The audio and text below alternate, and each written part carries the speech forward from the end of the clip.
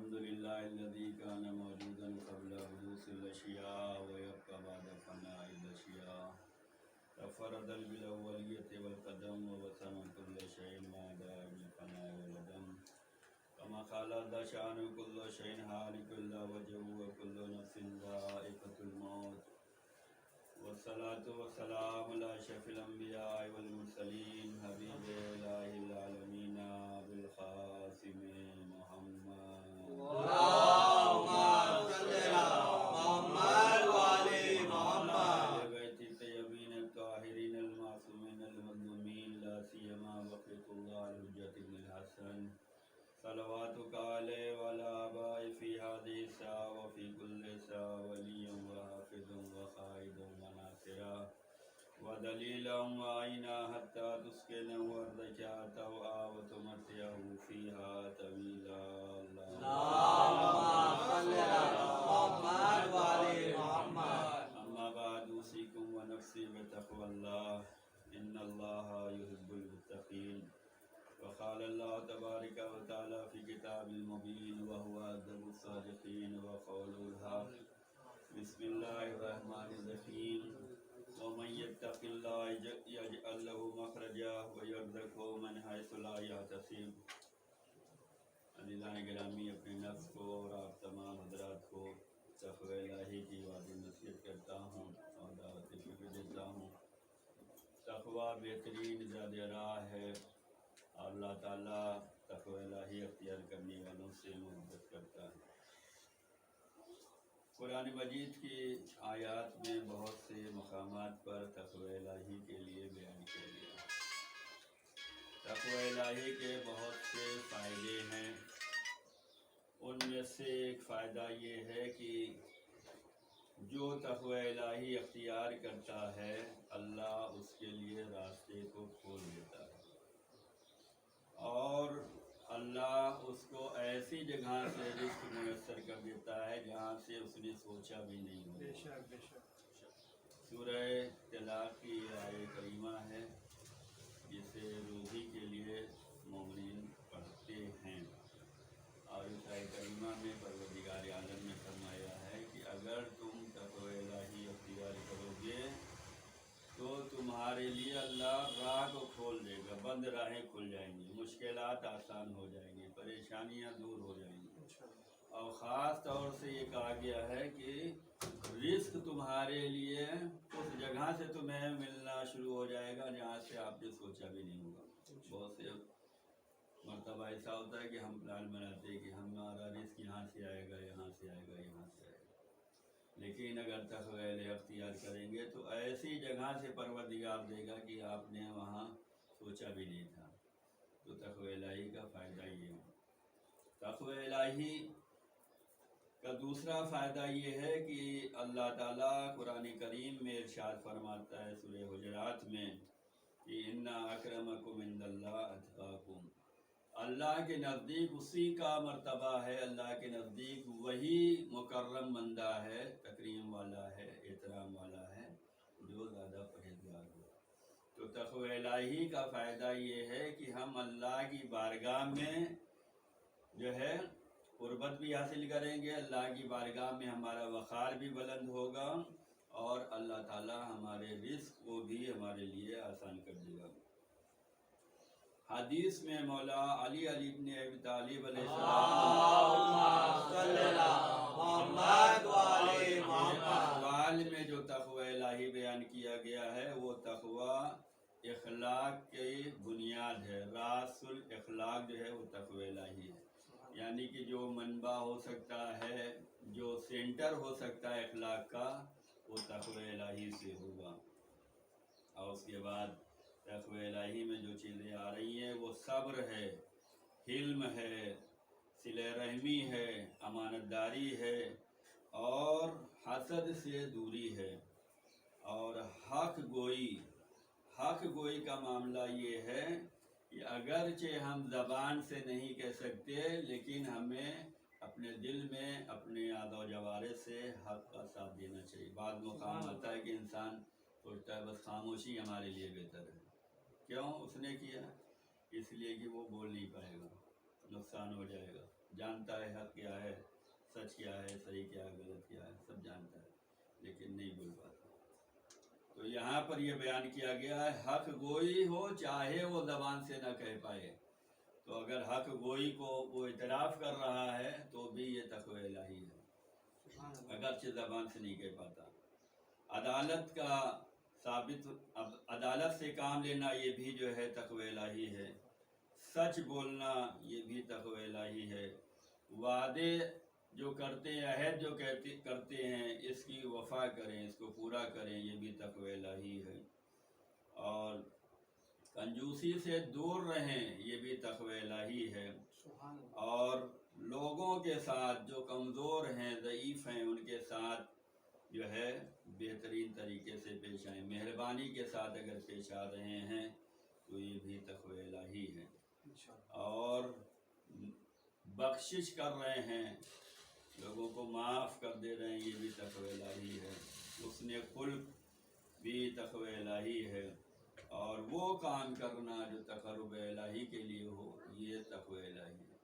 यानी ये तमाम चीज़ें जो बयान की गई हैं, मौला ने अपने इरशादात में फरमाया है।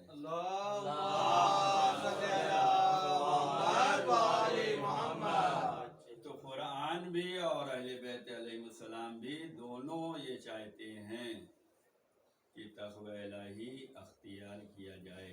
इसके बेहतरीन समरात हैं, इसके बेहतरीन रिजल्ट हैं, इससे ज़िंदगी खुशहाल हो जाएगी। जाहिर सी बात है, सारा मामला जो है लेकर रोज़ी रोज़गार पर है, रिस्क पर है। अगर हमारी रोज़ी अच्छी है तो सब कुछ अच्छा है, घर का माहौल भी अच्छा है, ख़ानदान के ताल्लुकात भी अच्छे हैं, समाज में भी नाम है। क्यों? रोज़ी अच्छी है। ये रोज़ी अगर अच्छी करना चाहते हैं तो तक़वा इलाही अख्तियार होगा तो अल्लाह ऐसी जगह से रोज़ी दे देगा जहाँ से आपने सोचा भी नहीं होगा। और दूसरा, परवरदिगार की बारगाह में वो मुकर्रम बंदा हो जाएगा जो तक़वा इलाही अख्तियार करेगा। तो ये तक़वा इलाही की वाज़ नसीहत इसलिए होती है ताकि बेदारी रहे, हौसला अफजाई रहे, इंसान अहद करे कि हमें तक़वा इलाही पे चलना है। इंसान अपने को तैयार करे कि हमें तक़वा इलाही को अख्तियार करना चाहिए, जिसके बेहतरीन समरात हमें मिलने वाली हैं।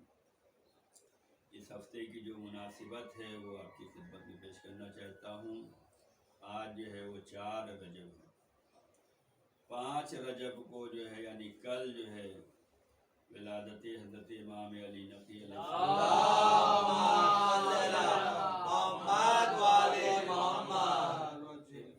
बाद मासूमों की विलादत की तारीख़ और शहादत की तारीख़ कई बयान की गई है। पिछली मरतबा किसी बंदे मोमिन ने कहा था कि इससे बच्चे कन्फ्यूजन का शिकार हो जाते हैं, लेकिन क्या है कि हमें दोनों बताना चाहिए। जाहिर सी बात है, हम बड़े इम्तिहानों से गुज़रे हैं, तशय्यो मज़हब बड़े इम्तिहानों से गुज़रा है। अहले बैत से लोगों को करीब नहीं होने दिया गया, हमेशा जालिम हुकूमतें रहीं, इमामों को जिंदानों में रखा गया, कैद खानों में रखा है, चाहने वालों को दीवालों में चुन दिया जाता था, समाजी बाइकाट किया जाता था। ये जो कुछ हम तक पहुंचा है बड़े वसीलों से पहुंचा है। लिहाजा बात ने जो भी बयान किया है, और आज का ज़माना तो ऐसा है कि हमें इसमें गलतफहमी का शिकार नहीं होना चाहिए। हमें ज़्यादा मौका मैसर हो रहा है कि हम अहले बैत को याद कर सकते हैं।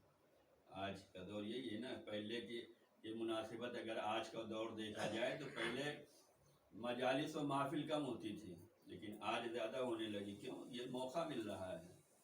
इमाम की विलादत 2 तारीखें बयान की गई, 3 तारीखें बयान की गई, शहादत की 2 बयान की गई। हर उस पर मनाइए ताकि आप और उनसे तालीमात से मुस्तफ़ीद हो रहें। इसका कोई नुकसान नहीं है, इसका फ़ायदा ही है। फ़ायदा ये है कि हम याद कर रहे हैं। यूँ तो हमेशा हमें अपने इमाम को याद करना चाहिए, अहले बैत को हमेशा याद करना चाहिए, लेकिन उतने मौके नहीं मिलते जितना विलादत शहादत में मौका मैसर हो जाता है। तो इसमें हमें बच्चों को समझाने की ज़रूरत है कि हम जब भी विलादत शहादत तो हमें हमेशा उनको याद रखना चाहिए। ये अच्छे मौके मिलते हैं कि हम इसी बहाने उनका जिक्र कर लेते हैं, उनकी हदीस सुना देते हैं, उनकी तालीमात सुन लेते हैं। तो 10वें इमाम की भी 2 तारीख बयान की गई है। एक तो 5 रजब बयान की गई है, दूसरी जो है 15 जिलहिज्जा बयान की गई है। 15 जिलहिज्जा भी बयान की गई है और 5 रजब भी बयान की गई है। क्योंकि हम सब मुंबई में रहते हैं, यहाँ पे दोनों कैलेंडर इस्तेमाल होते हैं, ख्वाजा हज़रात के भी इस्तेमाल होते हैं, सादात के भी होते हैं। तो अगर ये दोनों मुनासिबतें न पेश की जाएंगे तो फिर ज़्यादा कन्फ्यूज़न होगा कि आपने ये बयान किया, इनका नहीं बयान किया।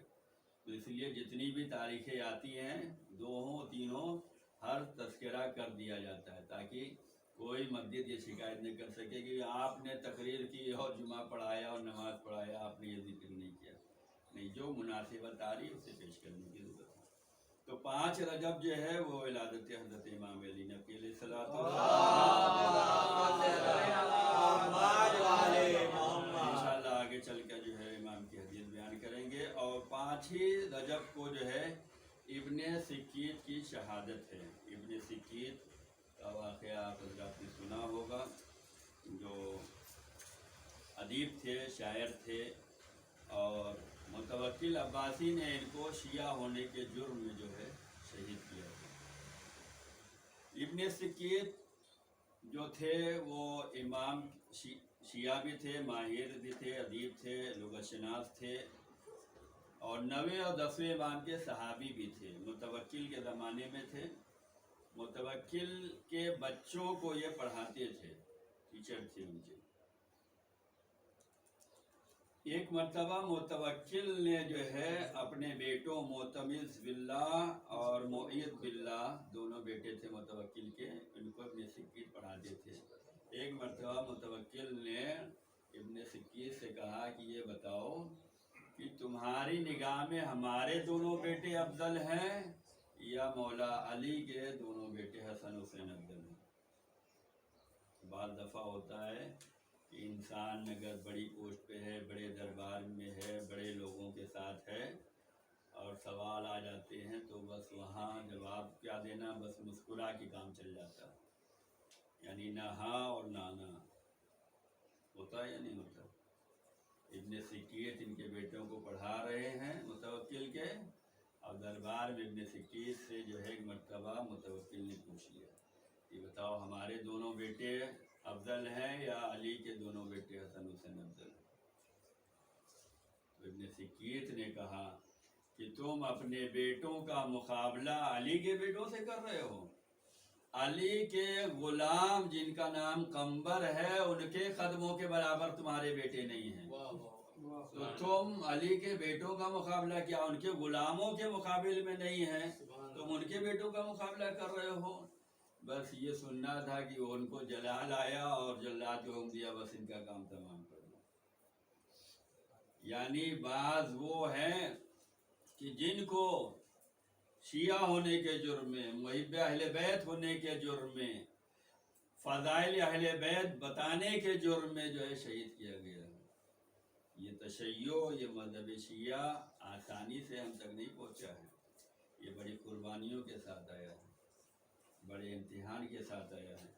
10वें इमाम की एक हदीस भी है, हम लोग तक़य्ये के दौर से गुज़रे हैं और तक़य्या भी उठाया नहीं गया है। बाद लोग जो है हर चीज़ हर जगह बयान कर देते हैं, हर मजमे में बयान कर देते हैं हर जगह, और पढ़ने वाला पढ़ कर चला जाता है, बाद में वहाँ खुराफात होता है, परेशानी आती है।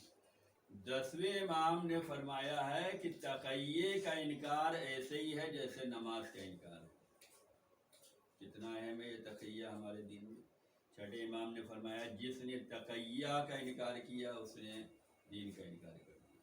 तक़य्या की वजह से जो है आज ये तशय्यो फैला है।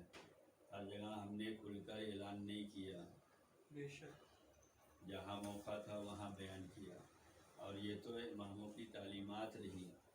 इमाम की तालीमात में से एक तालीम ये भी थी कि इमाम फरमाते थे कि तुम लोग मार्केट में हमसे मुलाकात नहीं करना। अगर तुम लोगों ने बाजार में हमसे मुलाकात कर ली तो हो सकता है कि हुकूमत के जासूस तुम्हें गिरफ्तार करने की ये मुहिम अहले बैत है और तुम्हें शहीद कर दिया जाए। लिहाजा तुम लोग हमसे बाजार में मुलाकात नहीं करना। तो ये क्या था? ये तकैया ही था जिसकी वजह से तशय्यो बची है, मुहिब्ब अहले बैत बचे हैं। इमाम की निगाह में अहले बैत का चाहने वाला बड़ा अजीम है, इसका रुतबा अजीम है, इसकी जान की कद्र और कीमत इमाम ने जानी है। ये जिंदा रहेगा तो तबलीग दीन करेगा, ये जिंदा रहेगा तो इस्लाम की तशरीह करेगा, बयान करेगा। ये जिंदा ही नहीं रहेगा तो दीन कौन फैलाएगा, हमारी तालीमात कौन फैलाएगा? ये तकैया में रहेगा, जब मौका मिलेगा दीन की खिदमत कर लेगा। लिहाजा आज भी तकैया उठाया नहीं गया है, हमें तकैया को वैसे ही मानना है जैसे हम इमाम की तालीमात को मान रहे हैं। इमाम फरमाते हैं कि जिसने तकैया का इनकार किया उसने गोया नमाज का इनकार कर दिया, जिसने तकैया को नहीं मानना गोया उसने दीन को नहीं मानना। तकैया बहुत अहम है। तो इब्न सिक्कीत दरबार में रहते थे, हाकिम वक्त के बेटों को पढ़ाते थे, मसले मसाइल बयान करते थे। लेकिन जब बात आ गई तो उन्होंने कहा कि नहीं, तुम्हारे बेटे कुछ नहीं हैं इमाम हसन और इमाम हुसैन के मुकाबले में, और इसी जुर्म में जो है इनको जो है शहीद कर दिया गया। 7 रजब को जो है विलादत हज़रत मौला अब्बास अलैहिस्सलाम, यहाँ पर भी 2 रवायतें हैं। मुंबई में जो है वो 7 रजब को मनाते हैं, यूपी में जो है वो 4 शाबान को मनाते हैं। जबकि अब जो है 7 रजब भी जश्न होता है, 4 शाबान भी होता है। क्यों? इसलिए ताकि किसी को कहने का मौका न मिले। दोनों तारीखें आ रही हैं, दोनों में आमदनी कीजिए, जाहिर कीजिए इंशाअल्लाह। 8 रजब को जो है इमाम खुमैनी ने सलमान रुश्दी के मुर्तद होने का फतवा सादिर किया था। ये वाक़यात आपके ज़हनों में हैं। 8 रजब की तारीख थी। ये सलमान रुश्दी अगरचे इंडियन ही है, लेकिन इसने जो किताबें लिखी थी उसमें से एक शैतानी आयात थी, जिसके बाद जो है दुनिया भर में तनाज़ा हुआ, इख्तिलाफ हुए, और सबसे पहले हमारी हुकूमत हिंदुस्तान ने जो है किताब पर बैन लगाया था। उसके बाद दूसरे मुल्कों ने शैतानी आयात पे पाबंदी लगाई थी, और इसके बेचने पर भी पाबंदी थी और ख़रीदने पे भी थी, सब कुछ थी। गोया कि 14 फरवरी 1989 में जो है 8 रजब की तारीख ही थी जब इमाम खुमैनी ने फतवा दिया था। यानी 89 से लेकर अभी तक जो है जिल्लत की ज़िंदगी गुजार रहा है। क्यों? उसने शैतानी आयात लिखकर। और अभी 12 अगस्त 2022 में जो है अमेरिका में न्यूयॉर्क में जो है उसके ऊपर हमला हुआ था, जिससे उसके हाथ और आग जो है साथ छोड़ चुके हैं।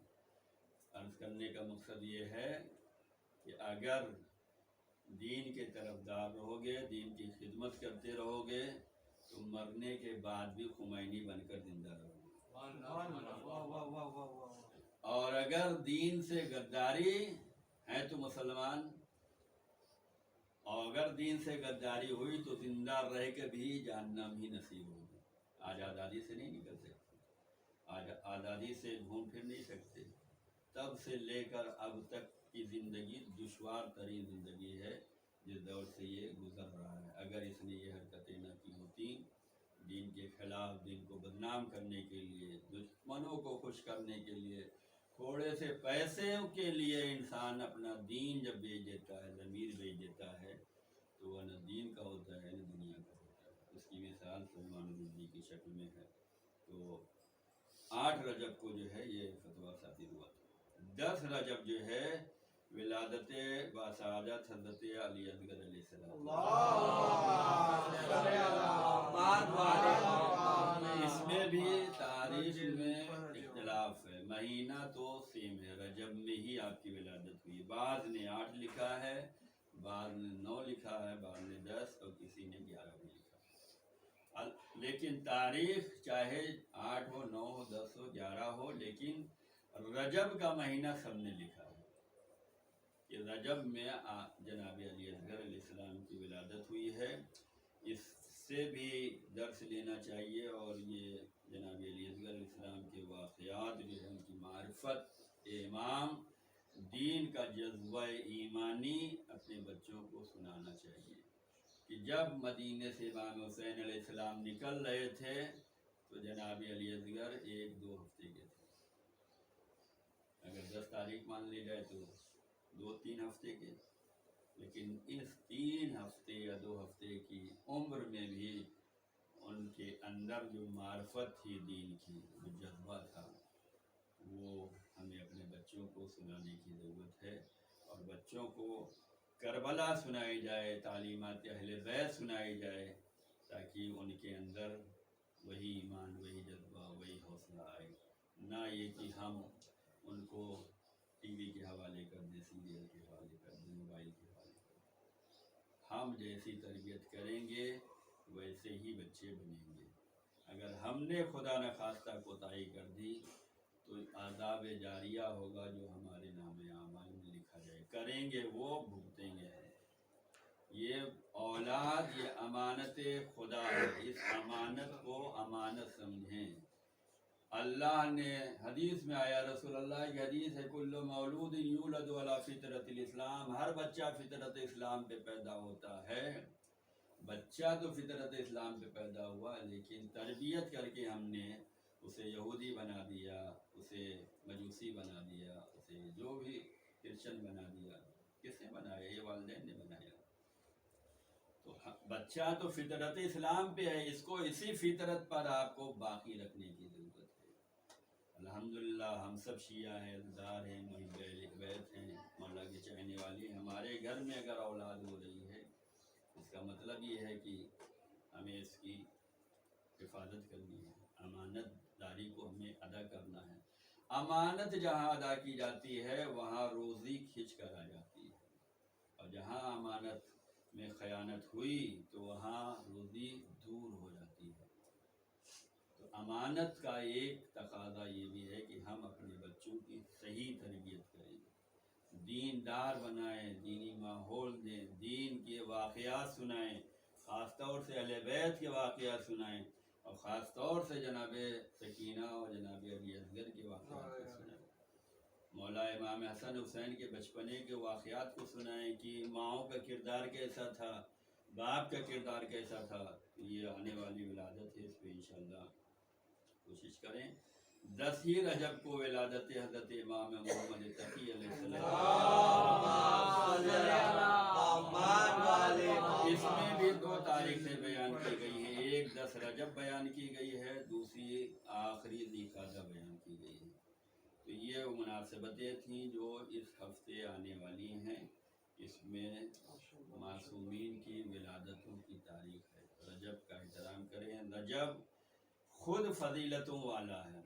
رجب کے بارے میں علماء نے بیان کیا ہے، دانشوروں نے بیان کیا ہے کہ جس طریقے سے انگریزی مہینہ جنوری سے شروع ہوتا ہے، عربی مہینہ محرم سے شروع ہوتا ہے، اور ہمارا مالی بجٹ کب سے شروع ہوتا ہے؟ اپریل سے شروع ہوتا ہے، مارچ میں ختم ہوتا ہے۔ ایسے ہی دعاؤں کا اور اعمال کا، مناجات کا مہینہ جو شروع ہونے والا ہے وہ رجب سے ہوتا ہے۔ رجب، شعبان، رمضان یہ پورے اعمال کے مہینے ہیں۔ رجب میں جو شروعات کریں گے، جو بوئیں گے، وہی شعبان میں پھل دے گا، اور اسی پھل کا نتیجہ رمضان مبارک میں ملنے والا ہے۔ تو یہ رجب دعاؤں کا مہینہ ہے۔ یہاں سے رجب کتابوں میں جو اعمال لکھے جاتے ہیں وہ رجب سے شروع کیے جاتے ہیں۔ کیوں؟ دعاؤں اور مناجاتوں کا مہینہ جو ہے وہ رجب سے شروع ہو رہا ہے۔ اس مہینے میں بہت سے اعمال ہیں، زیادہ تر استغفار ہے، زیادہ تر صدقہ ہے، لوگوں کے ساتھ نیکیاں کرنا ہے، صلوات پڑھنا ہے، دعائیں ہیں، یہ سب چلنی چاہیے۔ اور ہر نماز کے بعد یا من ارجو لکل خیر، اس دعا کو جو ہے ترجمے کے ساتھ کبھی دیکھنے کی توفیق ہمیں آئے تو ہمیں احساس ہوگا کہ ہم اس مہینے میں پروردگار سے کیا مانگ رہے ہیں، اور پروردگار سے ہمیں کیا مل رہا ہے جسے ہمیں یاد کرنے کی ضرورت ہے۔ یا من ارجو بکل خیر، اے وہ ذات گرامی جس سے ہر انسان خیر کی امید لگائے ہوئے ہے، اے وہ ذات گرامی جو ہر سوال کرنے والے کو بھی دیتا ہے اور جس نے سوال نہیں کیا ہے، جس نے مانگا بھی نہیں ہے، اسے بھی وہ دے رہا ہے۔ بعض دفعہ ہوتا ہے کہ ہم جب سوال کرتے ہیں تب دیا جاتا ہے، ہم مانگتے ہیں تب دیا جاتا ہے۔ آج کے زمانے میں تو مانگنے کے بعد بھی نہیں دیا جاتا، سب اپنی مجبوری۔ لیکن اللہ کی ذات وہ ہے کہ جو مانگتا ہے اسے تو اور دیتا ہے، حد سے زیادہ دیتا ہے، جتنا سوال ہے اس سے زیادہ اسے دے دیتا ہے، اور اسے بھی دیتا ہے جو اللہ کی بارگاہ میں نہیں مانگتا، وہ مانگنے پہ تو اور زیادہ خوش ہو جاتا ہے۔ تو یہ وہ مہینہ ہے جس میں یہ دعا بھی پڑھی جاتی ہے۔ اب امام علی نقی علیہ السلام کی حدیث پیش کرنا چاہتا ہوں۔ امام نے فرمایا کہ خیر من الخیر فاعلہ، اچھائی فقط بیان کر دینا اچھائی نہیں ہے، بلکہ اچھائی سے زیادہ وہ بندہ اچھا ہے جو اچھائیوں کو عمل میں لاتا ہے۔ ہم بولتے رہیں سچ بولنا بہت اچھا ہے، ہم سچ نہ بولیں تو کوئی فائدہ نہیں، لیکن اگر ہم سچ بول رہے ہیں تو یہ سچ بولنا ثواب ہے، جو بیان کر رہے ہیں اس سے زیادہ یہ ثواب ہمیں مل رہا ہے کہ ہم سچ بیان کرتے ہیں اور سچے ہیں۔ تو خیر وہ ہے جس پر انسان عمل کرے، وہ عمل کرنے والا وہ خیر سے بھی زیادہ اچھا ہے، نیکیوں سے زیادہ اچھا وہ ہے جو نیکی کر رہا ہے، اور خوبصورت سے زیادہ وہ ہے جو اسے انجام دے رہا ہے، اور علم کا فائدہ بیان کرنے سے اچھا وہ ہے جو علم پر عمل کر رہا ہے۔ یہ وجہ ہے کہ حدیث میں آیا ہے کہ العالم مع العمل، یعنی عالم جو عمل کرتا ہے اس کا ثواب زیادہ ہے، اور جو عالم اپنے علم پر عمل نہیں کرتا وہ ایسا ہے جیسے ایسا درخت جس پہ کوئی پھل نہ لگ رہا۔ العالم بلا عمل کشجرۃ بلا ثمر، عالم بغیر عمل کے اگر گفتگو کر رہا ہے تو ایسا ہی ہے جیسے کوئی پیڑ لگا ہے، اس سے کوئی فائدہ ہی نہیں مل رہا ہے، اس سے کوئی پھل ہی نہیں مل رہا ہے۔ تو یہاں پر بھی بیان کیا گیا ہے وہ علم زیادہ فائدہ دینے والا ہے جو انسان اس علم پر عمل کرتا ہے۔ اور شر من الشر، برائیوں میں سب سے بڑی برائی یہ ہے کہ ہم بولتے رہے جھوٹ بولنا حرام ہے، غیبت کرنا حرام ہے، لیکن خود ہی کرتے رہے۔ تو برائیوں میں سب سے بڑی برائی یہ ہے کہ انسان خود اس کو کر رہا ہے۔ تو اچھائیوں میں سب سے اچھائی یہ ہے کہ جو اچھائی بیان کر رہا ہے اس پر عمل بھی کر رہا ہے، وہ عمل کرنے والا اس اچھائی سے بہتر ہے۔ برائیوں میں سب سے برا کیا ہے؟ جھوٹ بولنا برا ہے، گناہ کبیرہ ہے، لیکن ہم ہی بول رہے ہیں تو ہم اس سے زیادہ برے ہو گئے، اس سے زیادہ۔ اور اس کے بعد ایک چیز اور ہے جسے ہمیں اپنی زندگی میں نافذ کرنا ہے۔ امام فرماتے ہیں کہ والدین کی ناراضگی یہ ذلت کا سبب بنتی ہے۔ اگر ہمارے والدین ہم سے ناراض ہو گئے تو یہ ہماری زندگی میں کہیں عزت نہیں آ سکتی، نہ امام کے نزدیک ہم عزت دار ہو سکتے ہیں، نہ خدا کے نزدیک عزت دار ہو سکتے ہیں، نہ سماج میں عزت دار ہو سکتے ہیں، نہ خاندان میں، اگر ہم نے اپنے والدین کو ناراض کر دیا۔ تو اگر ہم اللہ اور رسول اور اہل بیت اور سماج اور خاندان میں عزت دار بننا چاہتے ہیں تو والدین کو خوشحال رکھنا ہوگا۔ خدا ان بیٹوں کو کامیابی دے جو اپنے والدین کی خدمت کرتے ہیں، والدین کی صحت کا خیال رکھتے ہیں، والدین کی اطاعت و فرما برداری کرتے ہیں۔ یہ آپ نہیں کر رہے ہیں، یہ اہل بیت کے ارشاد پہ آپ عمل کر رہے ہیں، یہ خدا کے بتائے ہوئے راستے پہ آپ چل رہے ہیں، یہی تقوی الہی ہے، یہی پرہیزگاری ہے، یہی دینداری ہے، یہی اہل بیت کی محبت ہے۔ دنیا میں امام فرماتے ہیں کہ دنیا میں انسان جو ہے مال سے پہچانا جاتا ہے، اور آخرت میں بندہ اعمال سے پہچانا جائے گا۔ ہم دنیا میں ہی فقط رہنے والے نہیں ہیں، ہمیں آخرت کا بھی سفر کرنا ہے۔ हमें वहाँ भी जाना है। जैसे यहाँ हमारी पहचान माल के ज़रिए से होती है, ऐसे ही हमारी पहचान आखिरत में जो है वो आमाल के ज़रिए होने वाली है। तो इसका यही वजह है कि हमें माल के साथ आमाल का भी ख्याल रखना, और आमाल हर आमाल नहीं, आमाल कबीहा नहीं, आमाल शर्रिया नहीं, आमाल खैर होना चाहिए, आहसन अमल होना चाहिए, वो काम होना चाहिए जो खुदा के लिए हो, रसूल के लिए हो, अहले बैत के लिए हो।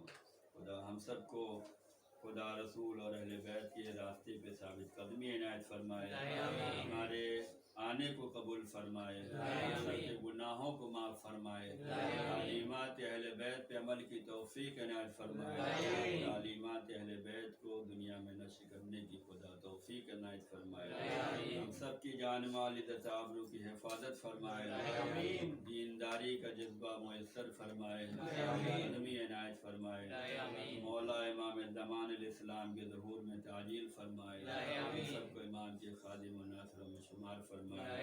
बिस्मिल्लाहिर्रहमानिर्रहीम, इन्ना अहसनल हदीस व अबलगुल मौइज़ा किताबुल्लाह, औज़ु बिल्लाहि मिनश शैतानिर रजीम, बिस्मिल्लाहिर्रहमानिर्रहीम, इन्ना अतइनाकल कौसर फसल्लि लिरब्बिका वन्हर, इन्ना शानिअका हुवल अबतर।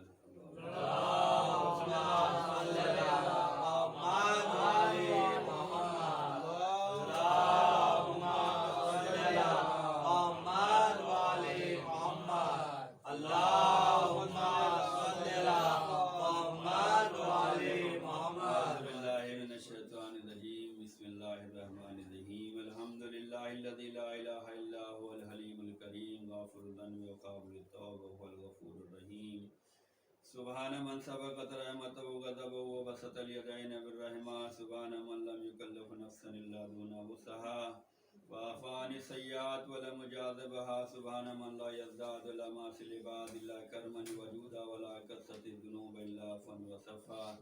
नशहदु अन ला इलाहा इल्लल्लाह वहदहु ला शरीका लहु व अशहदु अन्ना मुहम्मदन अब्दुहु व रसूलुहु। अज़ीज़ान गिरामी, बाज़ अमल वो हैं जो देखने में तो छोटे होते हैं लेकिन उसका सवाब जो है बहुत ज़्यादा होता है। इस महीने में इमाम मुत्तकी अलैहिस्सलाम की विलादत भी है। उस हिसाब से हदीस पेश करना चाहता हूँ कि इमाम फरमाते हैं कि अफ़ज़लुल इबादा अल इखलास, इबादत में खुलूस होना चाहिए। सबसे अफजल तरीन इबादत वो है जो खुलूस के साथ अंजाम दी जाए। सूरह मुबारक कौसर देखने में बहुत मुख्तसर सा सूरा है, 3 आयतों वाला, कुरान का सबसे छोटा सूरा सूरह कौसर है, लेकिन इसके पढ़ने का सवाब इतना ज़्यादा बयान किया गया है कि कहा गया इसे अपनी नमाज में भी पढ़ो और नमाज के अलावा भी पढ़ो। इसका सवाब आपकी खिदमत में पेश करना चाहता हूँ। ये हदीसों में आया है जो सूरह कौसर को पढ़ता है नमाज में या गैर नमाज में, अल्लाह ताला उसे वो सवाब देने वाला है जो पूरी दुनिया में मुसलमान ईद कुर्बान के दिन कुर्बानी करते हैं, वो सवाब उसको मिलेगा जो सूरह कौसर को पढ़ेगा। ईद कुर्बान में हम कुर्बानी कितनी करते हैं? एक, ज़्यादा से ज़्यादा 2 3। कितना सवाब मिलेगा हमें? 1 मिलेगा, 2 मिलेगा, 3 मिलेगा। और उससे ज़्यादा सवाब कब मिलेगा? जब गोश्त आप बांट दें जो उसका हक है, तो सवाब मिलने वाला है। एक बंदे को एक ही सवाब मिलेगा अपनी कुर्बानी करने का, बांटने का भी मिल जाएगा। लेकिन पूरी दुनिया में जो मुसलमान कुर्बानी कर रहे हैं, क्या वो सवाब हमें मिल जाएगा? सबके साथ तो कर रहे हैं, लेकिन हमें अगर वो सवाब चाहिए जो पूरी दुनिया में मुसलमान कुर्बानी कर रहा है, सबका सवाब हमें मिल जाए, तो कहा सूरह कौसर की तिलावत किया करो। सूरह कौसर की तिलावत करेंगे तो दुनिया भर में जितने मुसलमान ईद कुर्बान के दिन कुर्बानी कर रहे हैं, उसका सवाब आपके नाम अमाल में मिलेगा। फ़कत इतना ही नहीं, बल्कि अहले किताब जो कुर्बानियाँ देते हैं उन लोगों की तादाद के मुताबिक भी उसको सवाब मिलने वाला है जो सूरह मुबारक कौसर की तिलावत करेगा। क्यों? इन्ना आतैना कल कौसर फसल्लि लिरब्बिका वनहर, ये वनहर जो आया है यही कुर्बानी है। यानी अगर हम पढ़ने का इतना सवाब है कि पूरी दुनिया में जितने लोग कुर्बानी कर रहे हैं अल्लाह की राह में, सबको सब एक तरफ, ये सूरा पढ़ने वाला एक तरफ है। तो हमें चाहिए कि हम अपनी ज़िंदगी में, इसके बहुत से फ़ायदे भी हैं। रसूल अल्लाह पर यह सूरा उस वक्त नाजिल किया गया जब रसूल अल्लाह की औलाद जो है दुनिया से रुखसत हो जाती थी, वफात पा जाती थी, अल्लाह को प्यारे हो जाते थे। दुश्मन खुश हो रहे थे कि रसूल का मिशन ख़त्म होने वाला है, रसूल का मकसद आगे नहीं बढ़ेगा, रसूल की तबलीग काम नहीं करेगी। ऐसे मौके पर जब दुश्मन मज़ा ले रहे थे, दुश्मन खुशी मना रहे थे, रसूल की परेशानियों में, तकलीफ़ों में, रसूल अल्लाह को दिलासा दिया है इस सूरे ने कि आप न घबराएं, हम जो है आपको कौसर अता कर रहे हैं। तो इसका मतलब ये है कि हम परेशानियों में, दुश्मनों के ताने अगर हों, दुश्मनों की ये खुराफात अगर हमारे ख़िलाफ़ हों, दुश्मनों की साजिशें हमारे ख़िलाफ़ हों, तो हमें घबराने की ज़रूरत नहीं है। सूरह कौसर की तिलावत करते रहें और इसमें दो काम दिया गया है, फसल्लि लिरब्बिका, नमाज पढ़ते रहें, कुर्बानी देते रहें। इसका फ़ायदा ये होगा कि तुम्हारा दुश्मन अबतर हो जाएगा। तो हमें चाहिए कि नमाज के वक्त की पाबंदी भी करते रहें और कुर्बानी देते रहें। ये महीना जो है कुर्बानियों वाला है। कुर्बानी से मतलब सदक़े वाला है। नेकी करते रहें, अपने ख़ानदान में जो गरीब हैं, परेशान हाल हैं, उनकी मदद करें। अपने ख़ानदान में देखें, अपने इलाक़े में देखें, उसके बाद कदम आगे बढ़ाएं। लेकिन होता ये है कि हम अपना ख़ानदान भूल जाते हैं, अपना इलाक़ा भूल जाते हैं, हम जो है दूसरे जगह कदम उठाते हैं। सबसे पहला हक़ आके अपने ख़ानदान में है, उनकी गुर्बत दूर करें, उनकी परेशानी को दूर करें। और जो कोशिश करता है उसके लिए भी कहा गया कि हर कदम पे उसे सवाब मिल रहा है। कोशिश करने वालों को जब हर कदम पे सवाब मिल रहा है, तो जो लोग मदद करते होंगे उन्हें कितना अल्लाह ताला जज़ा देता होगा, सवाब देता होगा। तो हमें चाहिए कि ये महीना हमें मिला है, इस महीने में हम कार खैर में आगे बढ़ें और अहले बैत की तालीमात को आगे बढ़ाएं, उनकी सीरत को आगे बढ़ाएं, उनकी सीरत पर अमल करें। खुदा हम सबको तौफीक दे। आज की जो सबसे बेहतरीन इबादत है वो मोहम्मद और आले मोहम्मद अलैहिस्सलाम पर दुरूद व सलाम का भेजना है।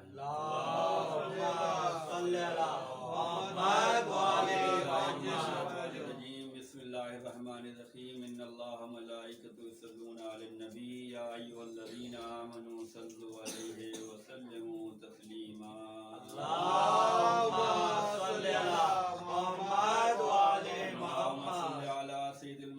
शफीउल मुज़नबीन नबीना मुहम्मद। अल्लाहुम्मा सल्लि अला सय्यिदिल वसीन अमीरुल मोमिनीन अली इब्न अबी तालिब। अल्लाहुम्मा सल्लि अला मुहम्मद व अला सय्यिदिन निसाइल आलमीन फातिमा बिन्त रसूलुल्लाह। अल्लाहुम्मा सल्लि अला मुहम्मद व अला हसन इब्न अली मुज्तबा।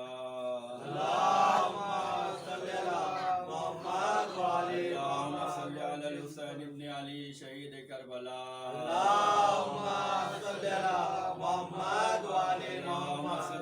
अली इब्न हुसैन ज़ैनुल आबिदीन।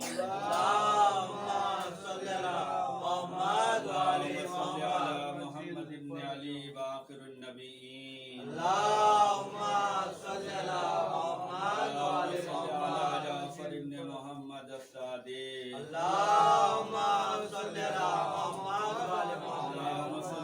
मूसा इब्न जाफ़र अल-काज़िम। अली इब्न मूसा ar-रिज़ा। मोहम्मद इब्न अली तक़ी उल जवाद।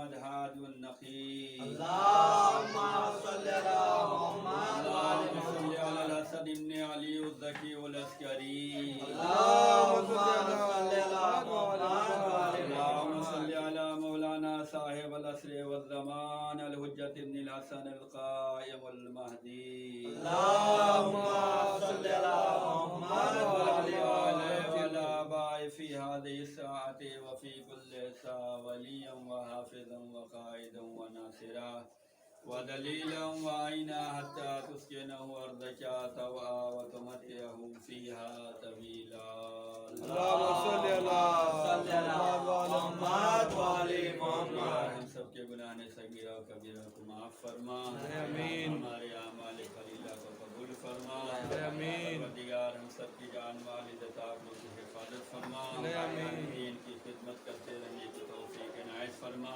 جہاں جہاں شیعان عہد قرار ہے محبان بیت عزادار ہیں وہاں سب کی جان مال عزت آبرو کی حفاظت فرما تو کامیابی عزت آبرو نصیب فرما مل کر خدمت دین کرنے کی توفیق عنایت فرما بسم اللہ الرحمن الرحیم انا اعطیناک الکوثر فصل لربک وانحر ان شانئک هو الابتر.